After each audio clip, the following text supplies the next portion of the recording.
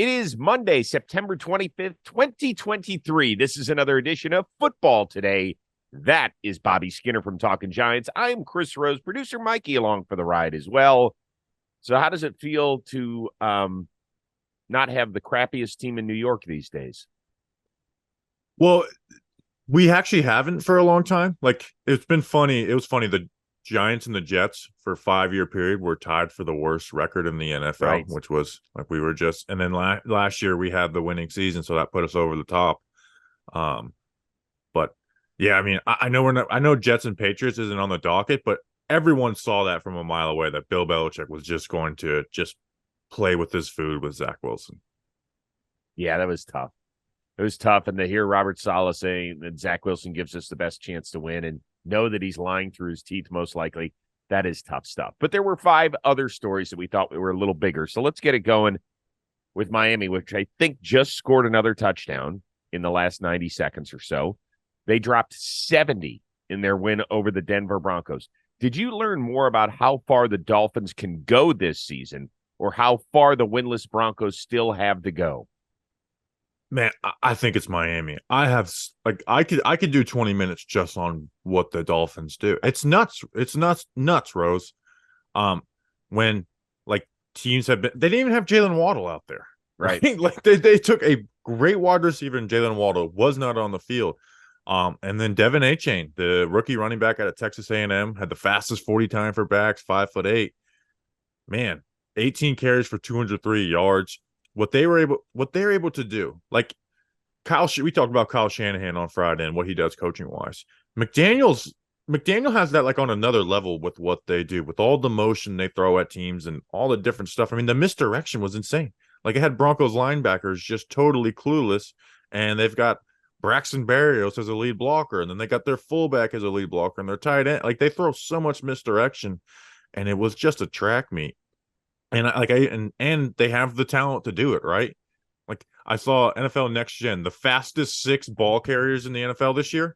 They're Saw all this. Miami Dolphins. Tyreek Yep. Hill is 1, 3, and 5, Achane 2 and 6, and Mostert 4. That's not including Jalen Waddle. Yeah, I don't know what you do with these guys. I mean, it feels like they're literally just going to run through the competition. It feels like anything short of Tua getting hurt, nothing's going to derail them. I don't know. I mean, does They it have feel like answers for everything. that's the thing, man? And now, no, are they going to score 70 points a game? No, but wouldn't you be shocked if they get held under 35 every game? It feels like the new edition of the greatest show on turf, and I don't know how well you remember them when they blossomed at Yeah, the beginning of this century. it feels exactly like them. It feels exactly like them. You know, that was when I was a kid. That's when I first started getting into football, and you had Holt and Isaac Bruce, and then Falk. Um, it feels exactly like them, right? Where it's like the quarterback who, even though Tua was drafted high, a lot of people were down on him, but is just putting up insane numbers. And this game, the Broncos like, okay, we're gonna take away the deep ball. We're not gonna let you beat us deep because Tua has had like the highest average depth of target. Well, this week he had the 5th lowest average depth of target, and was just like playing next level football to where he's like, I want to throw here. I'm moving this defender with my eyes. I know that my guy's going to be open, so I'm going to move this defender with my eyes to make sure he wins his 1-on-1 and there's no double team. And again, in the running game, there's so much they're throwing at them. And they ran for 300 yards, right? 5 rushing touchdowns. Their backs had a couple 3 receiving touchdowns. So there's so much they can throw at them, and McDaniel in year 2 has more of the personnel he wants. Like Mike Gesicki, everyone's like, oh well, your scheme should feature Mike Gesicki. No, we need our tight ends to block, and it's making all the difference in the run game. You have Achane, who is this good speed back. There's just so much. Like Braxton Berrios, they're getting the most out of him. And there's so much you could talk about this team. And they're just 5 touchdowns with 3 plays or less, Rose. I mean, they are doing whatever they want. Like if they just have answers for everything that a defense can throw at them. Just some housekeeping duties in this game. Dolphins, they're 70 points, most points in a single game since 1966. 726 yards, the most in a game since 1951. And oh, by the way, do you think their defensive coordinator and former Broncos head coach Vic Fangio appreciated the offensive production or not? Yeah, who was wrongly fired by Denver. Like, I think that was a little personal for Vic Fangio in that game. Um, and McDaniel also was the old Broncos ball boy. Yes. Uh, um, yeah, it's again, they have answers for every little thing. And you add, like you said, you add Vic Fangio, who's like the most respected defensive coordinator in the game, to there, and it's like we haven't even talked about that side of the ball. Um, yeah, I mean, we said the Patriots, how good they are defensively. Like, they're really good defensively, and it sucks their offense is so bad, or else they'd be a really good team. I mean, the Dolphins put up like 24 points on them.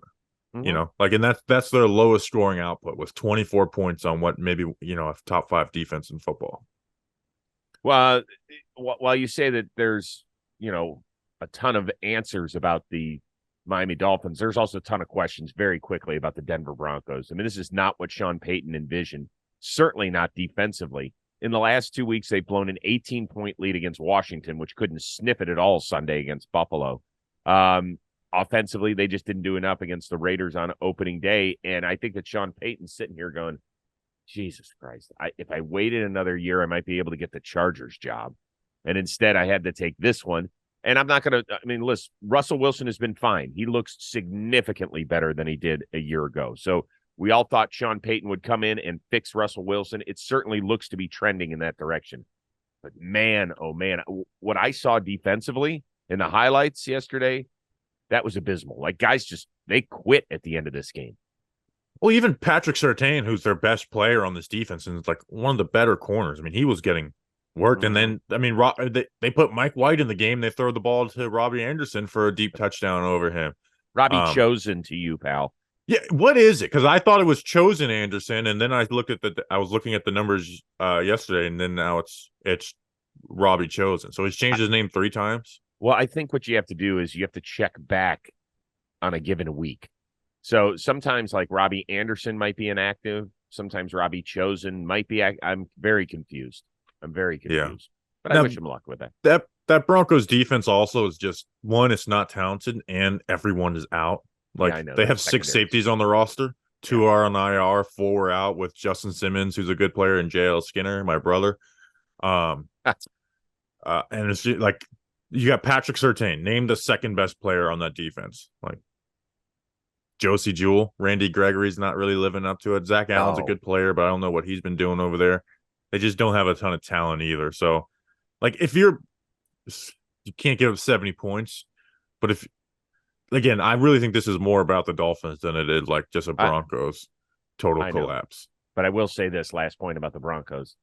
You know what would help get more talent? Draft picks. Wonder where those have all gone in the last couple of years. Very true. Very true. They don't have that. They I forgot that they gave up a first and a second. You mentioned it a couple of weeks ago. I don't know. For Sean Payton. It's like, Sean Payton's a good coach. I'd be cool to hire him, but giving up a first and second it's a lot for. If you could be guaranteed to get your franchise quarterback and your franchise coach, the 2 most important pieces of the puzzle, you would be willing to give up multiple first rounders and multiple second rounders. But that's a discussion for another day. Let's move on to Cleveland, where the Browns take care of the Titans in a game that was not close, 27-3. Most importantly for the Browns, Deshaun Watson had his best game in that uniform in his 9 starts. Does it feel like Watson, who faced a lot of heat after Monday night's loss at Pittsburgh, has turned the corner, or does he have a lot to prove to you? So you were there, Kevin. I want to turn it back on you a little bit. Yes. Because the Amari Cooper connection was good. Now, I do find it funny that the Browns are using Elijah Moore like he's Percy Harvin. Just moving him around like he's the greatest weapon they've, like, gadget player of all time. It's like he's just a solid slot receiver. Even then, he just still seems late on stuff, and still, like, sitting in the pocket. You had that ball that he threw backwards to try to get the ball to Elijah Moore. And I just know, like, they had the connection there, but if teams start, like, clouding and doubling Amari Cooper, there doesn't seem to be any other answers on the offense, because without Chubb, the backs haven't been, none of them are averaging 4 yards per carry. So you, who've been there covering the team, what do you feel about this game in the offense? It was definitely the best he's looked. He almost looked like a quarterback in terms of throwing the ball on time. There were a couple of patterns where it was just kind of let it go down the sidelines, which I thought was really good. he did get like a guy like Donovan Peoples-Jones a little bit more involved. He got David Njoku a little bit more involved. And yes, they are trying desperately to get the ball to Elijah Moore, whom they see as much more than a slot receiver. I think time will tell. They play him all over the place. They play him outside. They motion him. They line him They up in the move him backfield. there. He's constantly. I mean, they use him. I didn't expect that from a lot. Like again, they're treating him like he's Percy Harvin. Well, but if you think about it, though, where are their explosive players right now without Nick Chubb? That's where it has to go. And I don't pay attention to what the running game did because the Titans over the last 17 games have done something historic. They have allowed the fewest yards rushing for any team over any 17-game stretch. And so I'm going to wait to judge the running game after I see a few more things. But as far as Watson goes, he needed that one because it could have turned quickly. There was a play where he got banged up in the second quarter, and it looked like he had to head out of the game. And Dorian Thompson-Robinson, the fifth-round pick, the rookie out of UCLA, who was very good in the preseason, came onto the field, and the place erupted. Now, it ended up where Watson didn't have to sit out a single play, but I thought that was kind of telling. Watson then proceeded to have his best half pretty much as a Brown, certainly in front of the home fans. So I don't think he's all the way there yet. I need to see more personally, but I thought it was a huge step for him, probably mentally as much as physically. Yeah, I mean, the Cooper connection was there. There was that one ball on the sideline where it was just a beautiful throw and catch that they had. And obviously the touchdown, too, where Cooper broke open. You also had the touchdown to Jerome Ford on a nice little sluggo out there on the back. But I think the real story is that defense is, I mean, this is, if they can keep up this pace, which is hard to do, it's like a historic deep. I mean, they've given up 18 points. They're 3-0. If the Steelers just have, if they only give up one offensive touchdown, if Deshaun Watson just gives away one touchdown, they're 3-0. Even if you add those two touchdowns in the scoring, they're giving up 10.7 points per game, which is first in the NFL. They're first in passing defense, first in rushing defense. I mean, you have Myles Garrett, who's looking as good as ever. The run defense, I mean, you have fast linebackers, right? You don't have JOK and Anthony Walker. So they're not the best linebackers in the world, but they're fast. And playing behind this defensive line of, Shelby Harris is also an underrated addition they had. I mean, I saw a stat. They are giving up negative 36 yards on the season before contact on runs. Like the league average is 94. Like they are just smothering teams up front. And then Jim Schwartz kind of has the coverages just throwing enough at quarterbacks to where they can't process exactly what they're seeing quickly. And then with that pass rush, it's just deadly. Like they're probably not probably. I think they're the best defense in football right now, even better than obviously the Cowboys had a rough game. I think with Trevon Diggs out, they're definitely better than the Cowboys. And then like maybe the 49ers are there, but the Browns, what they can do up front is just lethal. Yeah, Jim Schwartz has come in and totally changed how they play physically and emotionally. Last year they were one of the worst run defense. Last year they were so soft up front, so soft up front. And they added Dalvin, they added Shelby Harris. Maurice Hurst has been playing all right. Like they went and actually added, saw a weakness and addressed it, and it looks miles better. So one more stat with the defense. Per True Media, the Browns have allowed either 0 or negative yards on more than 53% of their defensive snaps this season. That's insane. More than half of their snaps, teams aren't even getting back to the line of scrimmage, basically. That's pretty unreal. And so it's to circle it back to the Watson discussion. They traded for him and they paid him $230 million guaranteed to win games. And now with the way they built that defense, he just has to be good enough and not make the fuck ups that he made in Pittsburgh. And that's what it's come down. It's incredible. Like that's the way that this roster has now been constructed. And he almost did it again, with that ball that he threw backwards. Disastrous. And they ended up scoring on that drive because of a couple penalties. So that could have been like a 14-point swing right there, and all of a sudden the game's a little different. In that division, you have 3 2-1 teams.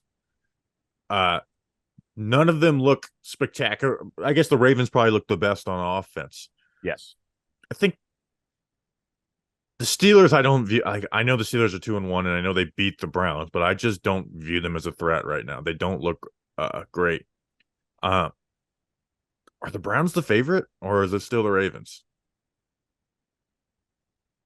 I don't know. The Chubb injury is that he gets so much hidden yardage, right? A guy that'll get you 1.5 yards on a carry, Chubb will get you 4. Yeah. He's so darn strong. And that's the stuff that adds up. And they didn't miss it yesterday because Tennessee is just dreadful. Yeah. But the thing is I could see them playing the Ravens and holding them to 10 points. Well, and we'll have having plenty of 2-3 time. turnovers too, We'll see. I imagine we'll be talking about that game come Friday.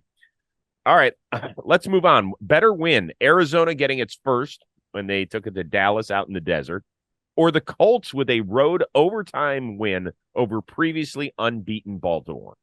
Well, it is kind of funny that the Cardinals are a couple fourth quarter comebacks away from being 3-0. But the Colts are in first place, right? And I think Shane Steichen is a pretty brilliant offensive play caller, and I think they're going to put Anthony Richardson in like the best positions as the games go forward. Obviously, Richardson was out, and they're not totally devoid of talent, right? Like this Colts roster, it's not great talented, but they're not a team that you look at and they're just totally devoid of talent. They almost beat the Jags. I think it's got to be the Colts in a weak division where, again, 3 weeks in, they're in first place. Still think as much as the Jags are struggling, they're still the favorite in that, but again, right now, the Colts are in first place.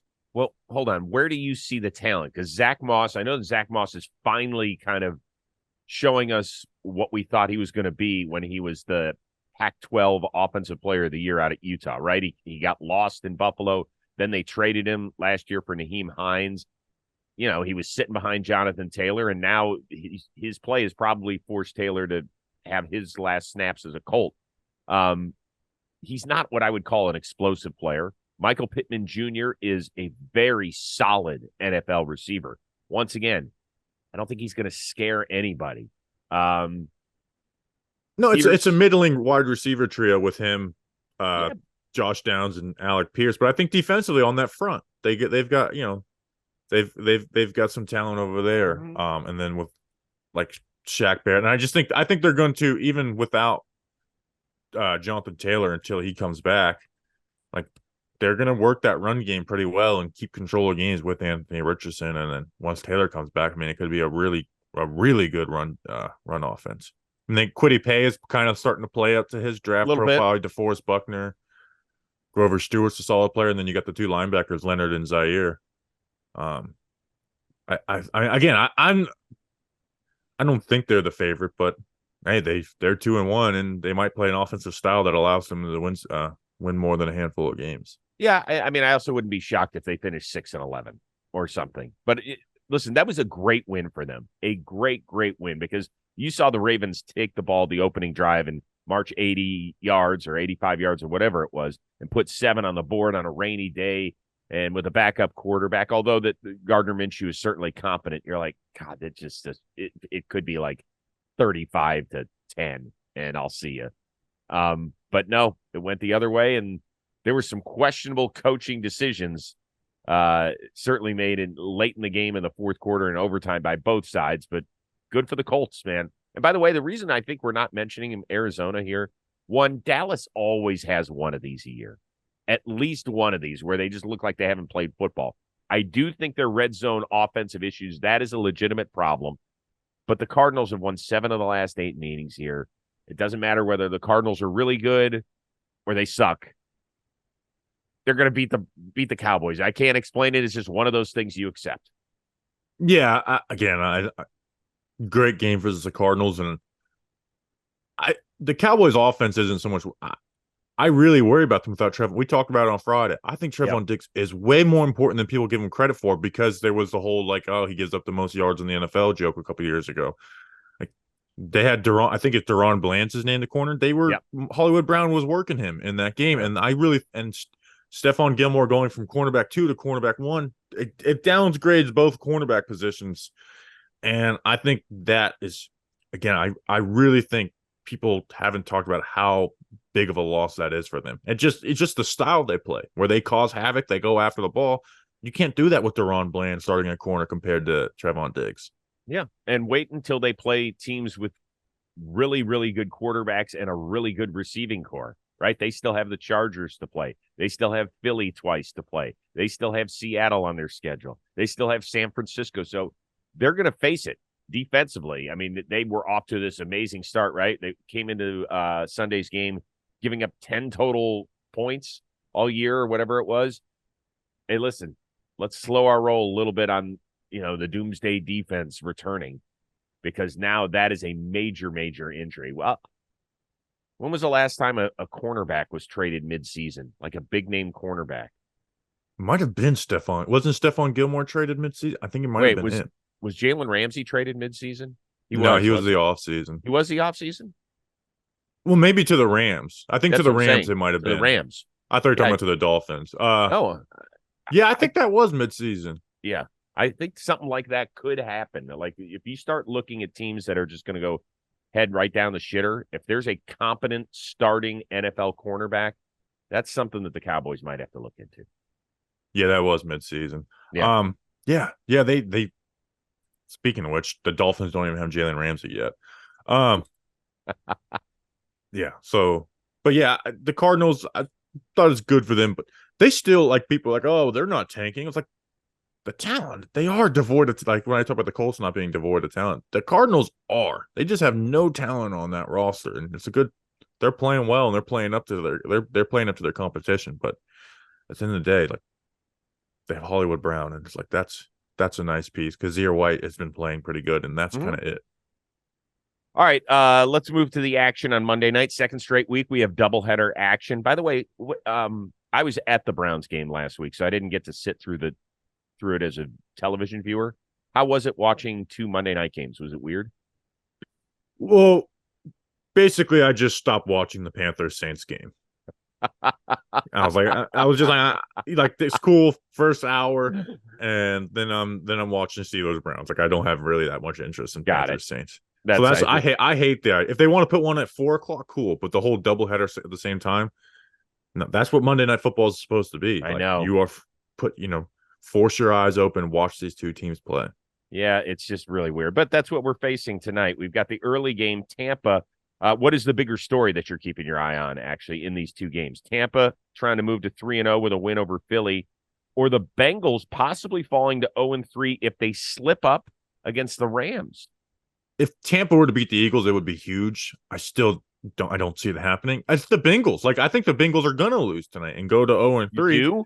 Yeah, I think the Rams are a lot better. Like, Stafford's playing. Like, he's back to the same level he was. Like, even they lost to the 49ers, some of the throws he was making were just unconscious.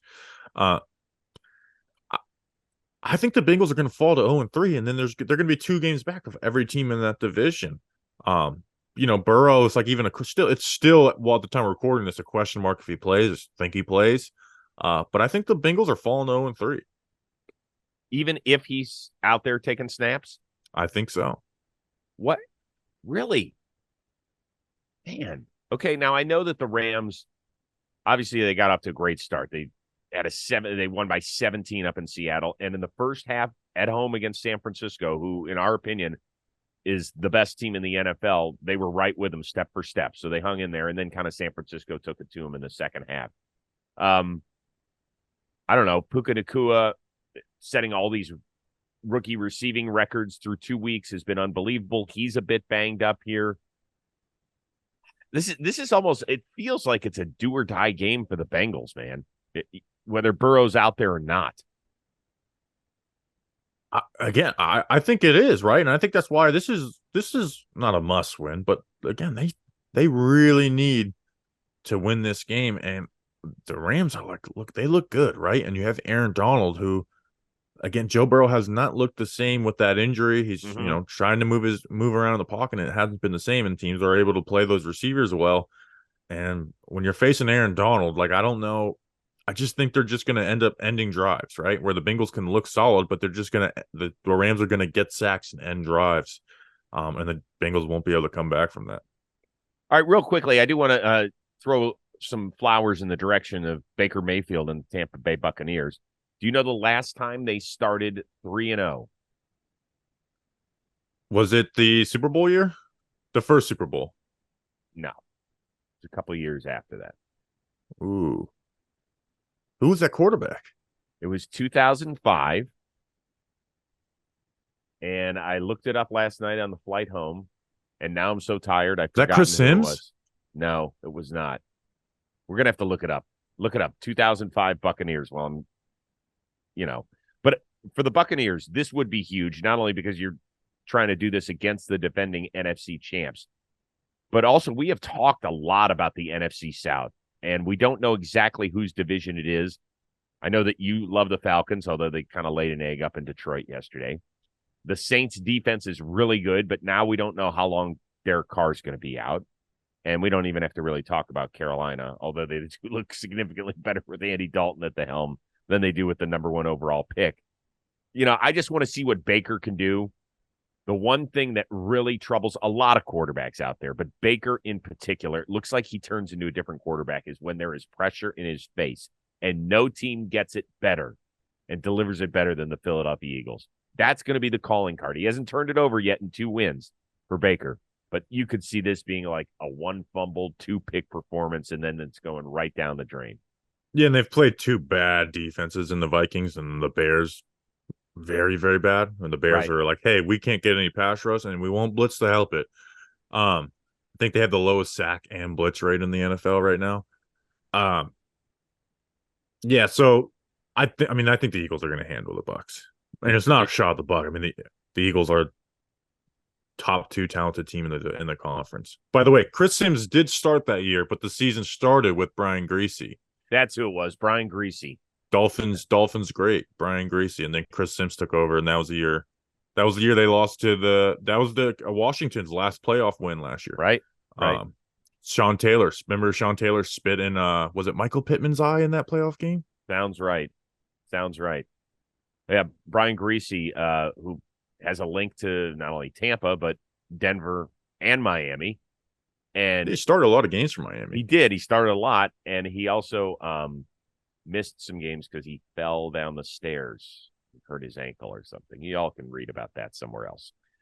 Before we get out of here, Chiefs took it to the Bears. The Bears are such a mess. We spent a lot of time on them last week. There's no reason to do that. Chiefs offense kicked it into high gear. Travis Kelce caught a touchdown in front of his new friend.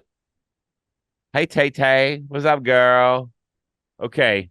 Do you, how much interest do you have in their budding romance? So, I hate to be this guy, but none.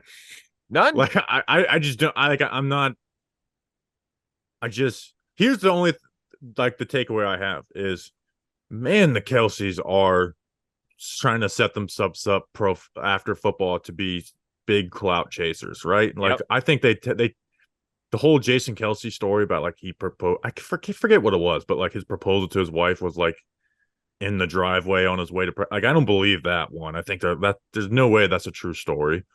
And it's like the only reason you date Taylor Swift is for clout, right? Well, I don't know if it's the only reason, but okay. To me, the Jarrett Payton, the son of the late great Walter Payton, who still does a lot of stuff with the Bears, was kind of in the bowels of Arrowhead Stadium and got the video of the two of them walking out. And, you know, sometimes when you see a couple together, they're holding hands and stuff.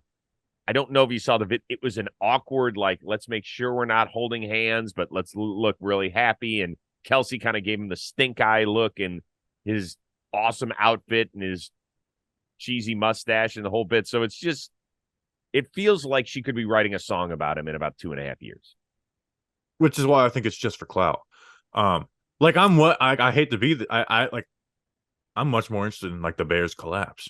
Like they were like, okay, Justin Fields, he had the average depth of target was like 18 yards per throw, like through like the 3 quarters. He's trying to run more, and it's like, nope, this is why. And that's why it's like I didn't buy the whole, well, the coaching. Like, no, the coaching's asked you to run basic stuff and you can't do it. You're not capable of doing it. So now they're like, okay, go deep or run. And guess what? That also is not working. He had 8 20+ yard throws, which is that's a lot. Mm-hmm. Right? So you're thinking, okay, they're attack. They completed one of them, and it was like 22 yards. He looked horrible. That Bear. I mean, I think the Bears are on the way to firing guys in season. Well, of course, their defensive coordinator last week. Yeah, that's true. But resigned under some questionable circumstances at best. So, yeah. Can I just finish? I know you don't have much interest in the Taylor Swift stuff. and I understand it. But I just want to leave the show with this point today. That you've got Travis Kelce dating Taylor Swift, and you've got Rich Paul, who is LeBron's guy, dating Adele. Those are two dudes from my hometown of Cleveland, Ohio, who are basically ruling the music industry. I just want to say it. When I got home late last night, actually in the wee hours of the morning, I discussed that point with my lovely bride of 26 years, Michelle Rose, and I turned to her and I said, "You see how lucky you are?" She was like, "Yeah, Cleveland, they just produce these solid men left and right." Cleveland. So I didn't even know Rich Paul was dating Adele. Well, Bobby, for goodness sakes, we got to get you out in one. Hey, football today, football every day is the way I live. I love it. I love it. Let's do this again on Friday. This is the fastest 30 minutes in any sort of medium ever created. We just go, go, go, go, go. And these Monday shows are just bang, bang, bang. I love it. I love it. We're having fun. We're back at it again on Friday to talk about what transpired on Thursday night and set the weekend schedule straight for week 4. So shout out to producer Mikey. Great job as always. Continue to digest all of the Talking Giants content with Bobby Skinner and my guy Justin Pennick, who gets shout outs left and right, by the way. How about your big boy? What happened? He got a shout out? Oh, sorry. The WFAN, yeah. See, I got so aggravated because Tiki follows us. Yeah. And he watches my film breakdowns, but he watches them on Instagram where it's not saying my name. And he's like, "Yeah, Pennick on the film breakdown." I was like, no, Tiki, no, those are my film breakdowns, Tiki. So I got territorial with that, which was fine. Hey, yeah, but just don't let that drive a wedge between you and Pennick. Oh no, we're churning along. We're having fun.